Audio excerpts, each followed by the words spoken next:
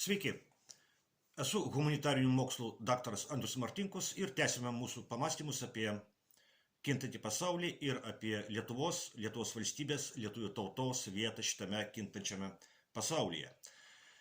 Dėkoju Giedriui už kanalo parėmimą, dėkoju už tai, kad prenumeruojate, už tai, kad žiūrite, už tai, kad komentuojate. Iš tikrųjų, gyvename istorijos laikotarpį, kai vyksta dalykai, kurie dar prieš kelis metus atrodė neįmanomi. Prieš savaitę Jungtinėse Amerikos valstijose buvo paskelbtas dokumentas, kuris sukėlė didžiulį pasipiktinimą tarp ES globalistų. Taip pat, aišku, ir Lietuvoje, nes Lietuvos režimas ir jo propaganda yra viena labiausiai smirdančių globalizmo išviečių pasaulyje.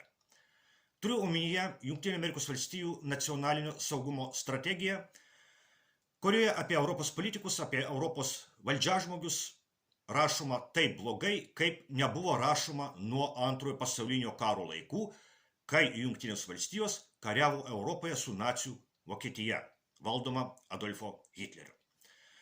Mano klausytojai, aišku, nėra debilai ir jiems nereikia priminti, kad Jungtinių Amerikos valstijų įsijungimas į karą Europoje Antrojo pasaulinio karo metu įvyko gana vėlai, įvyko vos likus vieneriems metams iki karo Europoje pabaigos, o prieš tai 3 metus su nacių Vokietija ir jos sąjungininkais Europoje kariavo Tarybų socialistinių respublikų sąjunga.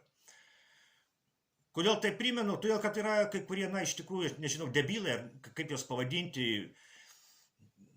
Pavyzdžiui, yra tokia ES komisarė, kurie atsakinga yra už užsienio reikalus, Kaja Kallas. Jinai pasakė, kad tai yra naujiena, kad Tarybų sąjunga įnešė didžiausią vaidmenį į pergalę prieš nacizmą. Tai pasakė šita moteriškė, kurios tėvas, beje, buvo labai aukšto rango Estijos komunistų partijos veikėjas. Ir štai dabar Europoje vėl vyksta karas. Vyksta karas Ukrainoje tarp vakarų globalistų ir Rusijos. Kol kas globalistai kariauja su Rusija Ukrainos karių rankomis ir krauju. Prieš metus globalistai pralaimėjo prezidento rinkimus Jungtinėse valstijose, kai laimėjo Donaldas Trumpas. Tai labai susilpnino globalistų poziciją kare Ukrainoje. Globalistų tvirtovė dabar yra Europos Sąjunga. Europos globalistų tikslas yra palaikyti Ukrainą tol, kol Ukraina sugebės kariauti iki paskutinio ukrainiečio. Europos globalistai tikisi 2 dalykų. Pirma, jie tikisi, kad Jungtinių Amerikos valstijų kongreso rinkimuose ateinančių metų rudenį laimės Demokratų partija ir globalistai susigrąžins savo visą valdžią Jungtinėse valstijose. Ir bus, kaip ir anksčiau, bus kaip prie Baideno. Antras dalykas, kuriam ruošiasi Europos globalistai per kelis ateinančius metus paruošti Europą karui su Rusija. Globalistų karo partijos arba tiesiai šviesiai satanistų logika yra tokia: užmušti kuo daugiau rusų tol, kol veikia Ukrainos režimo žudimo mašina. O po to pribaigti nukraujavusią Rusiją, metant į karą kitas Europos tautas. Tai, kad Rusija turi daug branduolinio ginklo, globalistų karo partijai arba tiesiog satanistams nerūpi. Nes šitie žmonės yra žmonijos išgamos. Jie yra mirties kultūros nešėjai.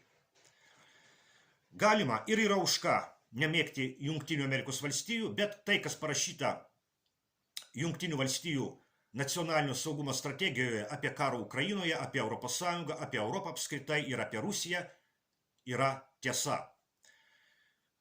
Tai yra tokia akis badanti tiesa, kad Europos Sąjungos valdžiažmogiai, liaudiškai tariant, įsistatė kiaulės akis ir pasakė, kad tai, ką rašo amerikiečiai apie Europos Sąjungą, yra tiesiog melas ir provokacija.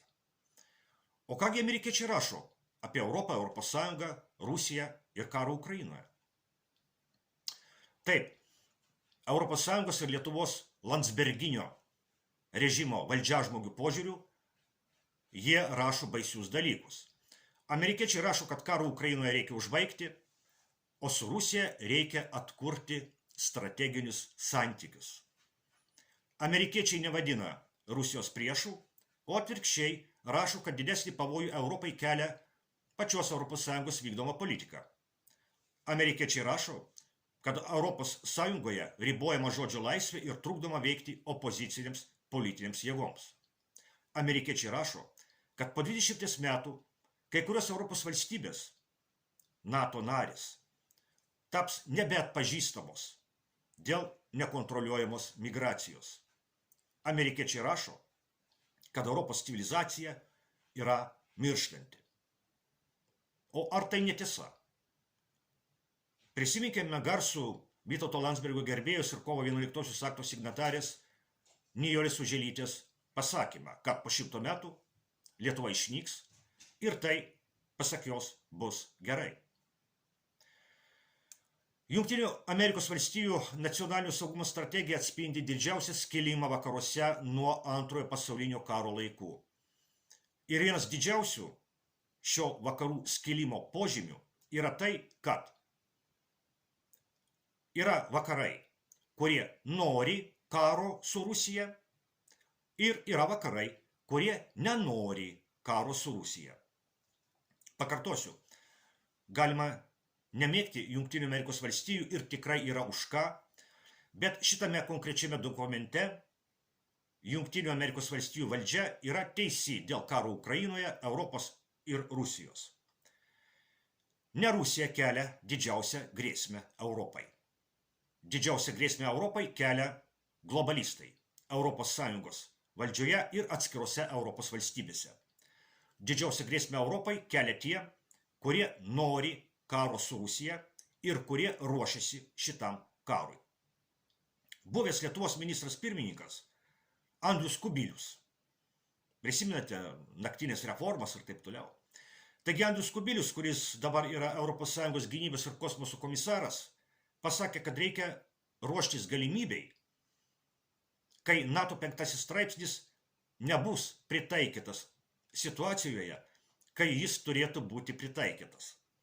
Tai reiškia, kad reikia ruoštis situacijai, kai atskiros NATO šalis turės kariauti su Rusija be Jungtinių Amerikos valstijų pagalbos. Įsivaizduojate? Kariauti su Rusija. Yra žmonių, kurie taip nori kariauti su Rusija. Europiečiai kai kurie. Taip nori kariauti su Rusija, kad jie yra pasiruošę kariauti su Rusija netgi be Jungtinių Amerikos valstijų pagalbos.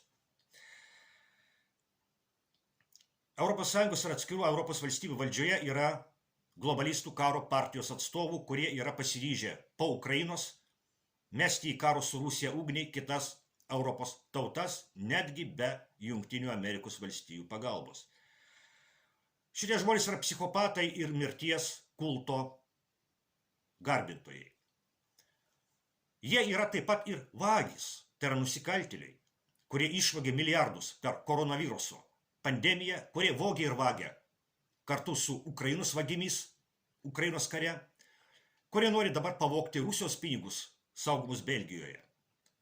Šie žmonės yra psichopatai ir nusikaltėliai. Jie turi būti uždaryti arba ligoninėse, arba kalėjimuose. Nes būdami laisvėje, jie veda Europos tautas karo ir mirties keliu.